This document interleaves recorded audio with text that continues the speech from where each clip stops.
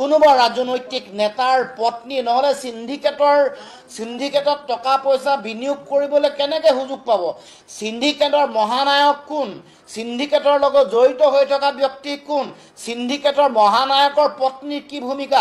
এইবোৰ কথা আলোচনালৈ আহিব লাগে, এইবোৰ তদন্তৰ আওতালৈ আহিব লাগে। গতিকে সুমি বৰা আৰু বিশাল ফুকনৰ কাণ্ডক লৈ এইবাৰ উভতি ধৰিলে ৰাইজৰ দলৰ সভাপতি লুৰিণজ্যোতি গগৈয়ে।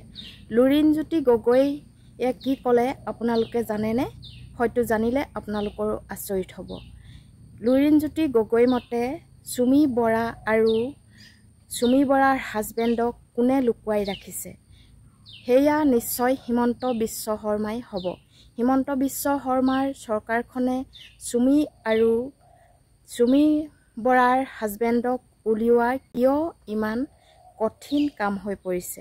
কাৰণ কোনোবাই যদি আত্মগোপন কৰিবলৈ ঠাই নিদিয়ে বা কোনোবাৰ যদি হাত নাথাকে, নিশ্চয় সুমি বৰাক ইতিমধ্যে গ্ৰেপ্তাৰ কৰিব পাৰিলেহেঁতেন।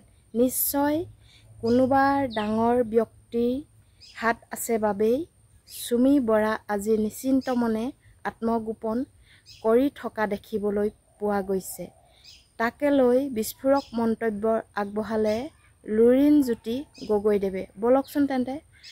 আজি যে এই 4 দিন 5 দিন যে অপৰাধীসকল মুক্ত আকাশৰ তলত ঘূৰি ফুৰিছে, এনেকে যি অৰাজক পৰিস্থিতি সৃষ্টি হৈছে, এই 4-5 দিন হ'ল আজিলৈকে মূল যিসকল ইয়াৰ লগত অভিযুক্ত, যিগৰাকী কৰিঅ'গ্ৰাফাৰ লগত জড়িত ব্যক্তিৰ কথা উল্লেখ হৈছে, তেওঁৰ পতিৰ কথা উল্লেখ কৰিছে, আন যিবোৰ ইয়াৰ লগত জড়িত হৈ থকা অপৰাধী আজিলৈকে মুখ্যমন্ত্ৰীয়ে কৰায়ত্ব কৰিব পৰা নাই।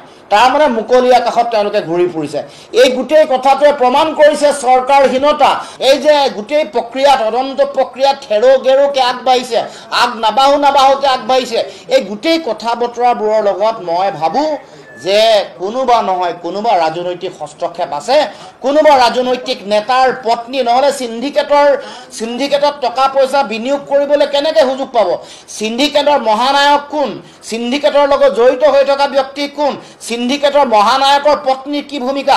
এইবোৰ কথা আলোচনালৈ আহিব লাগে, এইবোৰ তদন্তৰ আওতালৈ আহিব লাগে। গতিকে এই কথা বতৰাবোৰ যেতিয়ালৈকে তদন্তলৈ নাহিব, যেতিয়ালৈকে অপৰাধীসকলক এনেকৈ মুক্ত বিচৰণ কৰিবৰ কাৰণে মানে তেওঁলোকে ফ্ৰী এক্সিট ৰুট তেওঁলোকক এৰি দিব, তেতিয়া এনেকুৱা পৰিৱেশ হ'বই। গতিকে আমি মুখ্যমন্ত্ৰীয়ে এনেকৈ যিটো ভীমৰ আস্ফালন কৰি আছে যে আমুক হ'ব তামুক হ'ব, প্ৰথমতে অপৰাধীসকলক কৰায়ত্ব কৰি দেখুৱাওক।